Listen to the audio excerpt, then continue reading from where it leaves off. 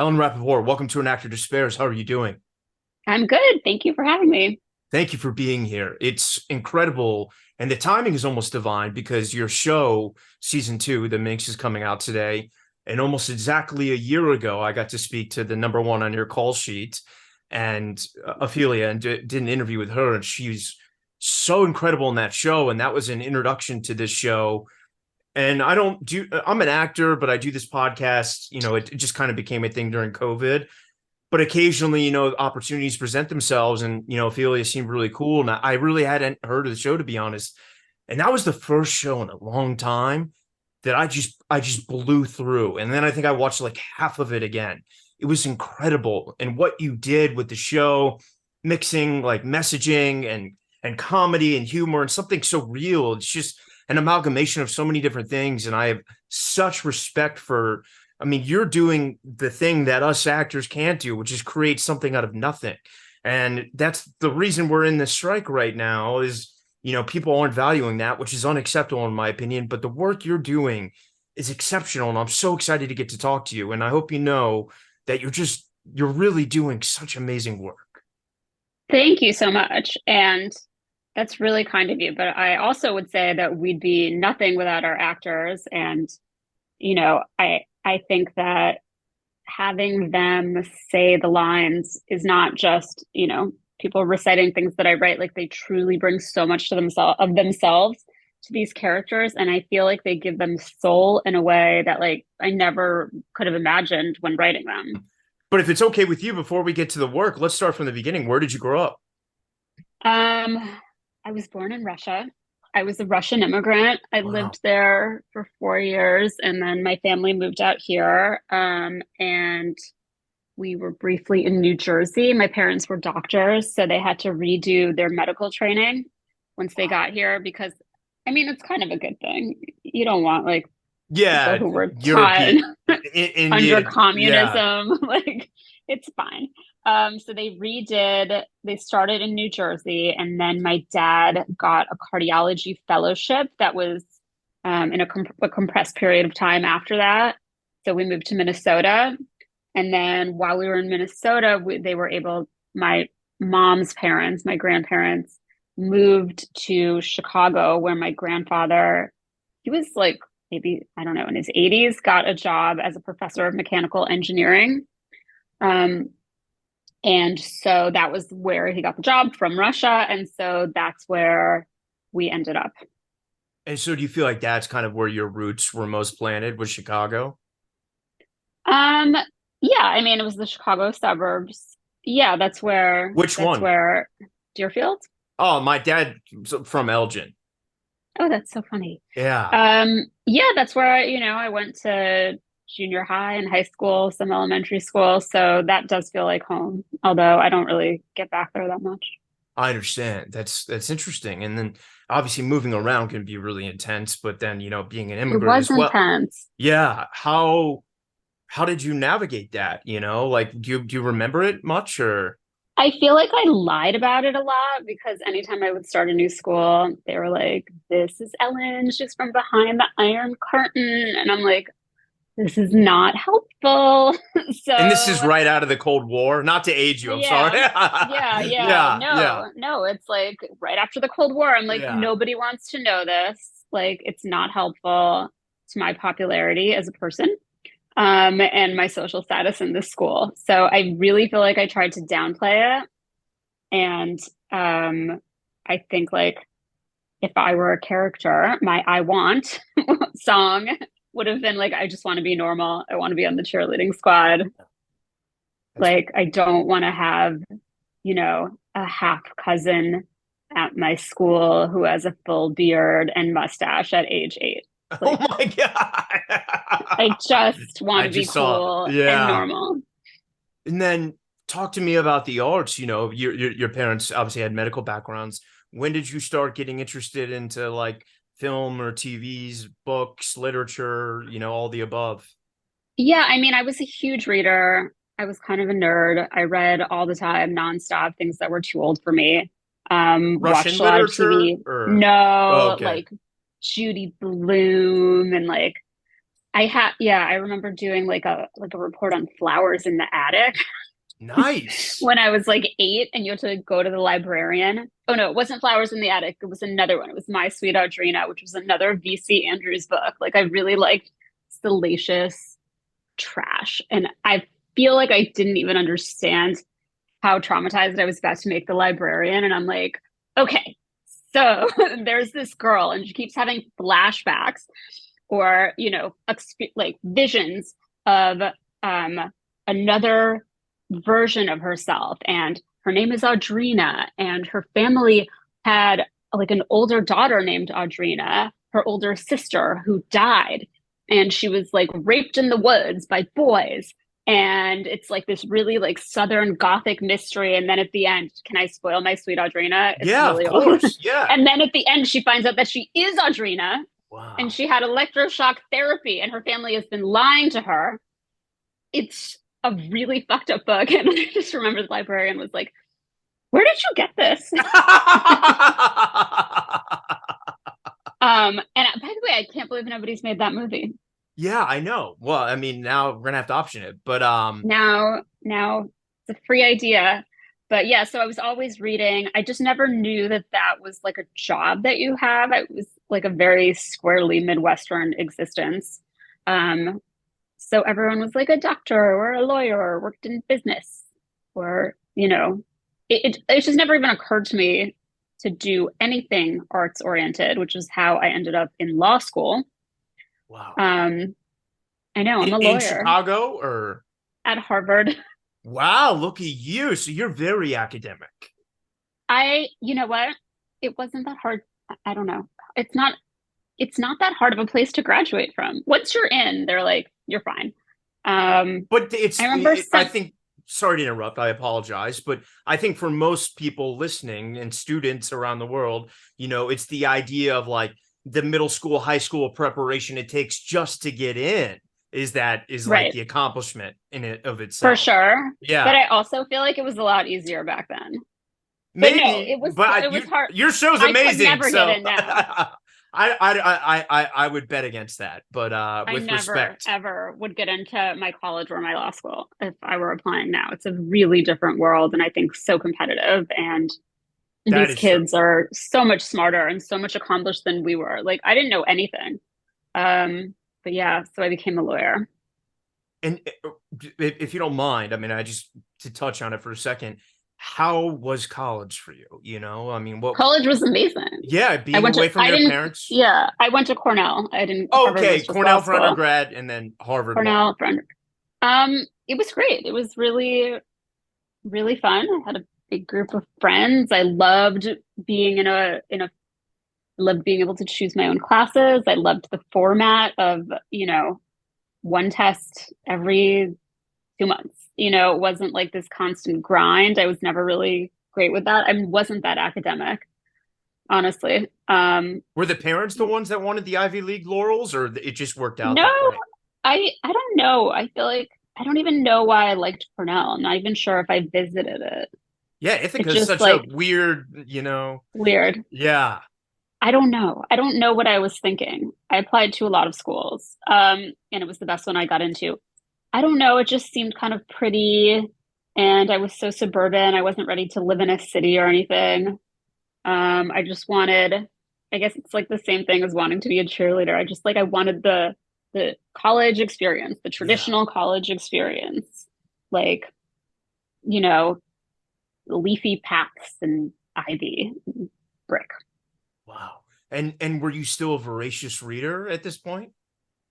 I was always a voracious reader. I'm still a voracious reader. I just now I'm tired and I just fall asleep in the middle of books. But um, I've always read That's a lot. beautiful. Yeah, and then getting through law school, at what point then did the influences, whether conscious or subconsciously, start coming in from the art world that maybe start, magnetically pulling you off onto a different path? Right. I mean, I just first of all, I hated law school so much. I hated the format. I'm I felt like I was motivated in a different way than the people. I just wasn't interested in the stuff we were talking about. Um, And I think the goal of the first year of law school is to teach you to think like a lawyer. They talked about that a lot.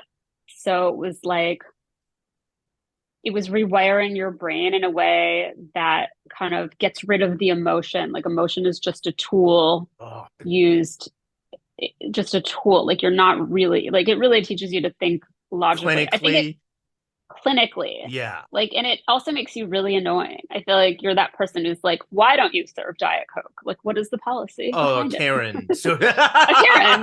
Yeah, it turns you into like an yeah, intellectual Karen. yeah. And I was like, I hate it here. And I told my parents, I was like, I should drop out. And they were paying for it. I'm like, I'm wasting your money. I should leave. And they're like, no, you should still stay and like figure out what you want to do while you're there. It's always good to have the degree, which feels crazy. But I was like, I guess I don't know what else I want to do. If you So don't then mind, I how far along was this existential first moment? year. First Oh, it year. was first Okay. year. I was like, Okay. we can Yeah. like cut our losses Yeah. right now. So you knew pretty soon. So Okay. I hated it so much. I hated it with a passion. Um, I hated it so much that I started writing a book proposal called Don't Go to Law School. That's amazing. I just found it. It's so funny. Um, Wow. yeah. I was like, it's not like Ally McBeal at all. It's not like LA Law. It's not like any show. So, I mean, that should tell you that's like where I got all my knowledge. Totally. That's like, what I cared about. So I just started trying to do other stuff to figure out what I could do that was like more fun and kind of I had other interests. I had an internship with some local news organization. I had to lie to them and say I was getting law school credit for it. Wow. Um, Just I to get the feel like exposure because out I of was like, maybe yeah, I'm interested yeah, in journalism. I don't yeah. know. That's writing. It was always like dancing around writing. And then our third year, our last year of law school, we had a requirement to do a third year paper, which is like a legal thesis about some topic. And I was like, I cannot tell you how profoundly I don't care. Like, I do not care about anything. And then my Yeah. friend the year before had gotten permission to write a book with some sort of league, like, do you know who Mohsen Hamid is? I would be lying if I said I did, but I really He's wish I very could. fancy. He's Yeah, like a yeah. fancy, I feel like if he hasn't won the Booker Prize by now, like Okay. he will. Like he's just like a very fancy literary writer and he got permission to write a book. And I was like, oh, so you can do something outside the box. And so I got permission to write a screenplay, which was a courtroom drama. It was awful. But I was like, oh, this is great. This is fun. This is what I should be doing, except it should be funny and not take place in a courtroom. I was like, yeah, I don't even remember what it was about. So that's how I started writing. And this is before And Save the Cat. You just kind of taught yourself how to write. there were so many books. Okay, got it. I feel like I read Story, Okay. the McKee book. I took the class at one point. He had, like Wow. had an in-person class. I don't think anyone can teach you how to write anyway. I agree. Yeah. I It's a bit yeah. I think like you just kind of have to feel it out. I mean, people can make you better, but like I read a million books. There were so many books. Um, and I read a million screenplays. Like there were so many screenplays on the internet. I Wow. just kind of figured it out. And where did And that catalyze you from there? Writing, I you got an said you changed it. agent. So you sold I it on spec? I didn't sell the first one. I sold the third one. I moved to New York. I started a job at a law firm. I was writing on the side. I got an agent at William Morris Huge. and huge. And then I sold the third screenplay I wrote. This is such an annoying story. I feel like everyone's going to hate this. It's okay. My friend, who's still a great friend of mine, was married to somebody working at a studio. And she was like, can I read the screenplay? Like, she's from an old entertainment family. Her parents were producers. Can I read it? And I was like, that would actually be really helpful. I'd love notes. Like, I didn't even know who to ask for notes. And then she was reading it and she was laughing in bed as she was reading it. And her husband was like, can I read it? She asked me, I'm like, yes, but like he can't show it to anyone. It's not ready. And then like 2 days later, they were like, everyone in the office has read it. Like the coverage came back great. We want to buy it. And I was like, like my head exploded. Wow. Hmm. And did they? They bought it. They bought it. They flew me out to work with a director they attached, and then I ended up moving to LA. It never got made. I mean, it wasn't great. It had like a good voice. But it was Um, obviously amazing enough to get you out of that job. I mean, that must have been, how did you feel at that time? I was very excited, but I was very nervous about leaving the job. So I tried to get them to give me a sabbatical. Got it, so you could protect yourself. And then they like waited to like, I don't know. It was like a 600 person law firm. So I feel like they're like the biannual meeting, So you went all you in on know. it, on So Ellen, if you will. I was Yeah, forced to yeah, because like they just wouldn't give me an answer. They're probably still like debating it. yeah. Wow. Um, it was just like a big play. They just weren't set up for like Kudos to I'm gonna you. have a sabbatical. Also, it was just like weirder then for people to be writing screenplays on the side. I don't think people were doing that as much. Now I feel like everyone has some side hustle. That's true. They Yeah. were mean, like they weren't nice about it. I remember in my interview, I told so dumb. In my interview, they're like, "What are your hobbies?" And I told the guy that I was working on a screenplay, and he was like, "Do you really think it's that easy to write something? My wife is a playwright." And I was like, had like fantasies of like going in there and being like, "Actually, guess what? It was that easy." Yeah. Fantasy And aggression is my then, favorite. Yeah. I mean, yeah, it was so Yeah. mean. Yeah. And then by the time I sold it, I was like, "Well, I don't care." Like, I Yeah. don't care what he thinks anymore. So that's kind of like the problem with having a nemesis is Yeah. that by the time you vanquish your nemesis, your imaginary nemesis, of course, because like no, like he had no idea that he had offended me or didn't care. By the time, like life is kind of like its own reward, I guess. You know what I mean? Like you just if by the time you're there, you don't care anymore. Yeah. And at So that, frustrating. I can only imagine. And at that point, you move to LA, and is it you're developing it, and does it get made? It doesn't get made. There's a shakeup at the studio. My friend leaves. We don't like the new person. There's a new producer on it. It's just like the story you've heard a million years. Very fitting And for then the it gets kicked times. kicked around, put in development. I started working on other stuff and a lot of like screenplays, a lot of like paid rewrites, just a lot of stuff, not a ton getting made. Any Um, writers' room jumps or a few writers' room stuff, but just like I loved being in a room. I just didn't really like the content of what I was doing, I which understand. is like I think common for a young writer. And I just like wasn't quite sure what to do, and it felt in a way it was easier to sell stuff than to get staffed. Um,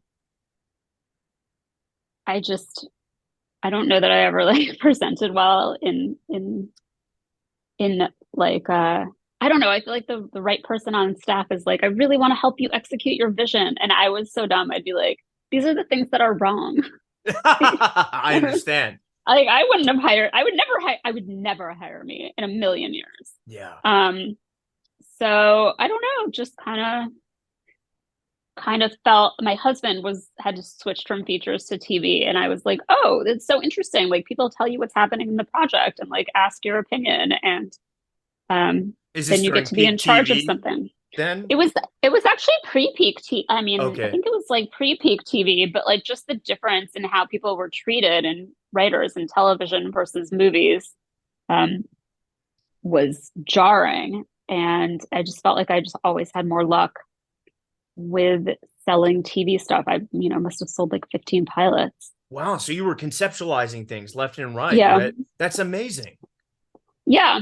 And then this one went. So And here we and are. can we talk about the origins for this? It takes place in the 70s, and Yes. it's I don't want to give away the log line. How would you describe for those who haven't yet watched season one, which is available now on Stars? Yeah, I mean, I feel like if you haven't watched season one, why are you even listening to to this podcast with me. You'd be surprised. Like, watch the show. It's Yeah. been over a year. Yeah. Watch the show. Yeah. Get a subscription.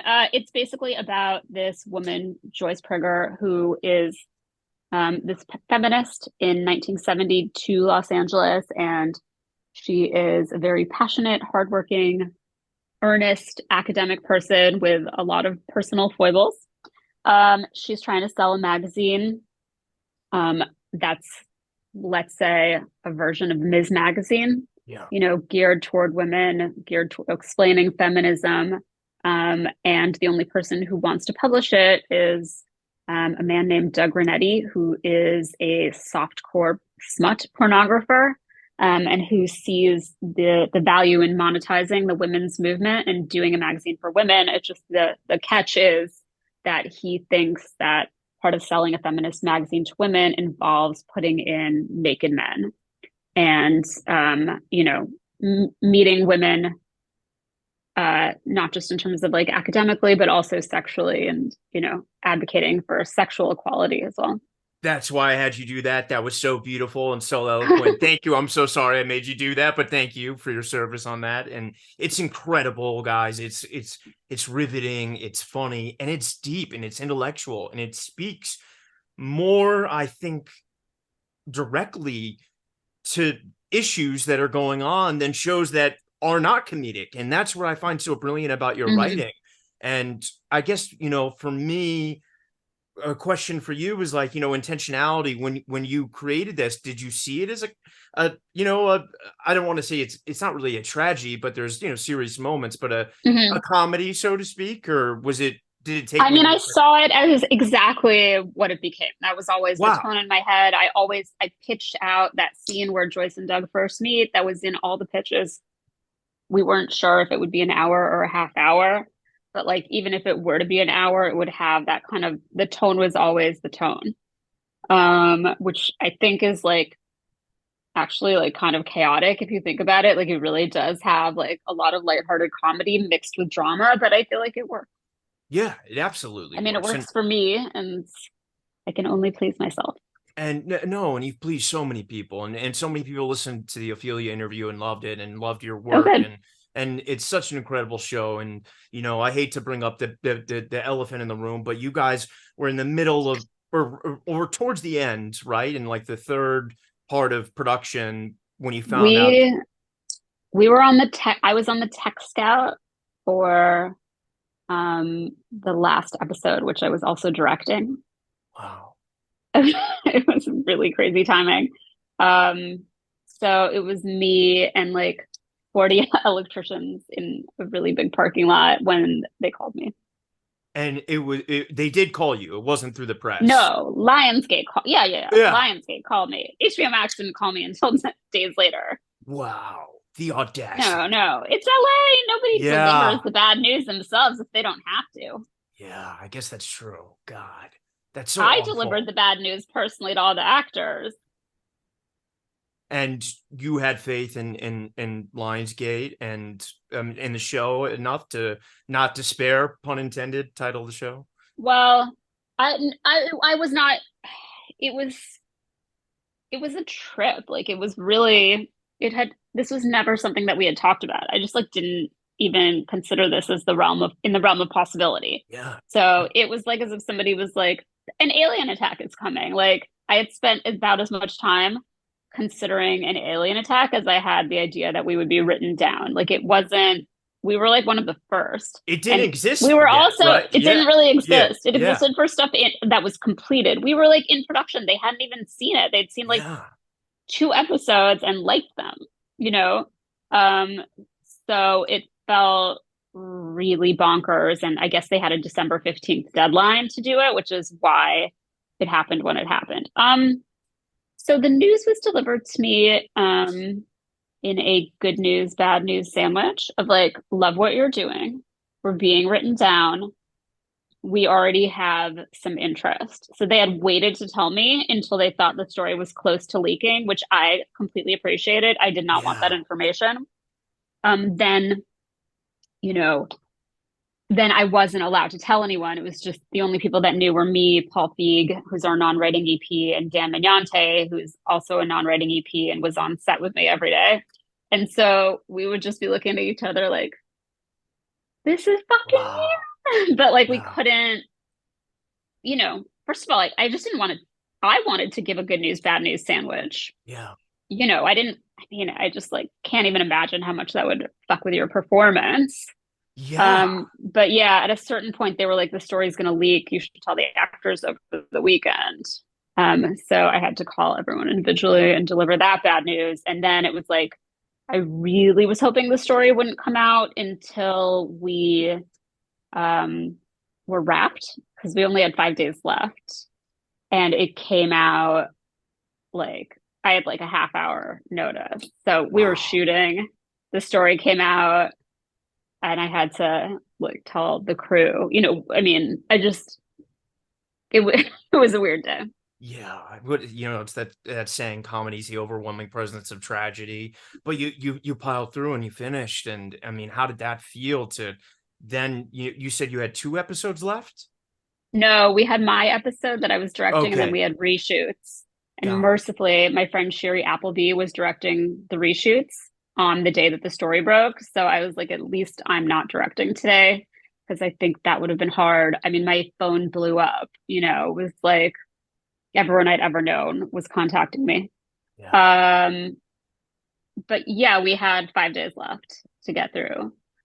It was okay because the truth is, at that point, I knew that they couldn't hold us hostage. They had to give us back to Lionsgate. So I knew somebody would take the show. It was Totally. just a question of who, and I knew that people were interested.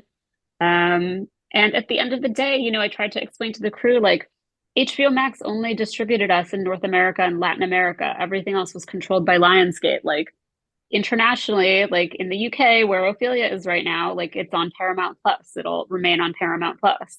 Wow. Um, so I think everyone got it, and I did promise that their work would be seen. And so I think that was helpful. And I mean, I guess I didn't know that with 100% certainty, but I was like 99% sure. So I Yeah. felt like that was okay to say. And then it was a great week. It actually became a great week because Yeah, I we was were gonna like, say, were you able to enjoy your episode? Like, I loved please. it. I had the best Yeah. time. It was full like the inmates are running the asylum. And what was nice is that I was able to use the Wait, hang reshoot on. week. Let's take that back because I don't want to. Is that a spoiler? The inmates are running the asylum. I didn't know if that was an No, episode. no, no, no, no, no, no, no. Got it. I was like, wait No, a it's an minute. Sorry. expression. Yeah, yeah, got it, There got was it, got it was like we had no it. oversight Yeah, yeah, anymore. got it. It was like I had two or three, I can't remember, 2 or 3 reshoot days planned with like money and a crew. And I was like, I guess we're reshooting what I want to reshoot now because Yeah, like we were reshooting things for HBO Max. And then I'm like, or like I'm not, there's no reason to do that anymore. I was like, I have things I'd like to reshoot. So like that scene, that last scene in the first episode when they're all in the tiki bar, yeah. I feel like I had them build like a tiki bar. Like they didn't want to do that scene. I mean, they, I, we had a version of that scene that was shot in the layout room Got it. where they were just like celebrating together and like they were the only lit up room in the office and it was beautiful. It was beautifully shot. Our director Max Winkler made it look incredible. It looked like a painting. The vibe for them felt too For them, plaintive, meaning the sad, actors. wistful. The Yeah, network. yeah. They felt like Oh, it was almost like it was like a Hopper painting. got Like it had a sadness to it. And I was like, okay, I'll reshoot the scene and I'll build the tiki bar from the first episode, from the pilot. I'll build a version of the tiki bar. We'll do the same scene there. We don't need to change anything. It'll be great. It'll be fun. You'll be shouting over the music. And they were like, well, why don't we just end at the dog show? And I'm like, I think that you want to see everyone together. yeah, I had a cut where you end at the dog show. It totally works. yeah. Like it would have been fine. You know what I mean? I got why they wanted to do it. It was clean. It was Doug and Joyce walking out. You got it. And I was like, I still want to see if this scene works. Yeah. And now, like, no one is stopping me. So I guess Yeah. I can just do it. So I was like, I was like, can we build a tiki bar in like 4 days? And they're like, yep. We had an amazing production designer who could do anything. Wow. And the script was basically the same. And so, it was like that. Like I described it to somebody as it's like when you I imagine it's like when you get divorced, but you still have access to the credit cards. So I had That's so I ordered so much equipment. good, I as was you should. like, we had like a 62-foot crane going over the Pacific Ocean, and I'm like, Yeah. I think I need this. Yeah. Thank you. Thank you, Rightfully David so. Zaslav. That's amazing. Um, yeah, I mean the whole thing is miraculous because like the truth is they could have just shut us down and been like, your new daddy can pay for you to finish. And they were like as cool as you can be about it Yeah. without, like I I mean, like all of this aside, like I really like our HBO Max executives, like they took a chance on the show, like this is kind of above their heads, right? Yeah. So Totally. so I think like they fought for this to be handled. Like they saw how bad it was when something got Batgirled, when Batgirl got Batgirled, and like how the community reaction was just so terrible. And they really didn't have to do this, but they were like, they let us keep shooting and they paid for us to finish post, which is a Thank lot of God. money. Yeah. So yeah, so like, it is possible that stars would have come in and just done that, but like you don't want to shut down when you have 5 days Yeah. left. Especially while Um, there was still COVID protocols. I mean, who knows? oh my Yeah. God. Yeah. And like, there's scene there and like the locations are so crazy and so Yeah. much money and people disappear. And then like I'm sure Jake wanted to cut his hair, Yeah. you know. That's true.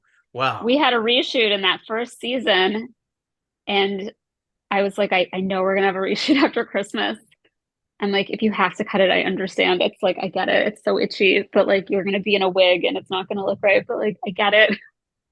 And so poor Jake, like, you know, all he wanted was to like shave that 70s hair off of him. Like, he was so desperate. And he just kept it. Well, thank you, Jake, for your service. It's I amazing. know, it really Yeah. was. Yeah. Well, and now it's out, and So you've pulled off like 17 coups by doing this. I mean, thank you. you not only got a show made, you let you had one show at a network and then went through this thing, and you still managed to carry the torch through the end, find another home with your partner, and now you got the new season out, and I hope you're proud of it, because the world is collapsing and we need shows like this is what we need right now. There's so I much mean, yeah. cannon I fodder out there that I won't belittle anyone, because I know people don't always get to choose the work that they do, but the work that you're doing is beautiful and it means so much to me, because shows are like this are what I want, and these are deep yeah. and they have such value. So thank you for your service. Thank you. That's really kind. And, I have to say, like, I feel so lucky that all these terrible showrunner abuses and mini rooms haven't happened on this show. Like we had a full room both seasons. Everyone got a script. My assistant from season Oh, one was thank you our for staff writer in season two. Like it just worked the way that it was supposed to work. yeah. And everyone was able to come to set for their episode. Everyone was able to come for their mix. Like we paid two writers to be on set for 5 or 6 weeks, and it was incredibly helpful. And I Training the think that next generation. Thank you. I mean, as it's supposed to be done. I mean, it's crazy to me that people are getting to co-EP level without ever getting to produce anything. And it is one of those things that you could just kind of figure out by doing. Yeah. Um, so, I think, yeah, it all kind of feels miraculous, especially when I hear the stories of my contemporaries and how these crazy stories about these I know. streamers and what they've done. We've both I listened mean, to those out there looking for more information about Strike Talk. The podcast does a good job of summarizing a writer's perspective of this all, and I'm just giving context for those listening. yeah, no, Yeah.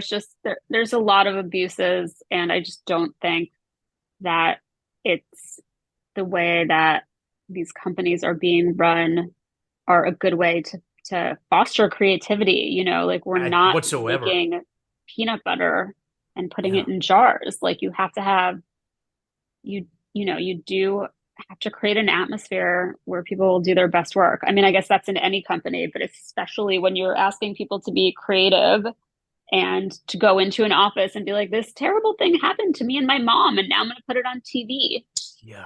you know, and like I'm going to excavate all my past trauma. Like, you don't want to feel like the person is also like, if you spend more than $9 on lunch, we're going to fine you. Oh God, I knew exactly what you're talking about too. And I had friends there, and it needs to end. And I hope this strike, as tough as it is for members of the WGA and now SAG members, it has to lead to people, these 10 type of individuals that have this abusive power and unprecedented salaries and wealth to destroy art, because Yeah. it's not going to create anything that humans are going to want to watch, and you have. Yeah. And No, I thank you. I That's nice. I always try to kind of end on a note where giving it back to the next generation, or the younger you. And I know this is a really tough question, especially given the times, but any words of wisdom you might have to the writers out there, to the people that are just so maybe not especially not in the union yet, and just have this dream but are just feeling so broken by the reality of late stage capitalism. I don't know. I don't know Sorry, if it's I so do. intense. I know. I mean, that's the Yeah, thing. I'm like, yeah, I wish I could be encouraging. I yeah, honestly don't have any advice. I'm like them. I'm like watching this industry implode, and I hope that we're able to fix it. And I really have a lot of respect for these young writers who are standing up against abuses that older people let go unchecked for so long. So yeah. I guess it would be to keep doing that. But like in terms of anyone's job security, like not I'm not optimistic, including my own, all of Yeah. ours Yeah. I at the understand. moment. But Well, I'm really just like in awe that they're able to do what everyone else couldn't, which is just to be like, this is not acceptable. This yeah. is enough. I know you may not have control over this, but if all, contracts are signed, season 3, would you do it? I'd love to. Yeah, I would love that. I really, Absolutely. yeah. And it means so much you coming on and giving back and sharing your story. And it's so inspiring to know, going from this Ivy League and staying strong amongst all of this, intense, intense just darkness, and to create a bright show for us during it. So thank you for your service. Thank you. And It means a thank you lot. for having me on. It means so much, Alan. Thank you.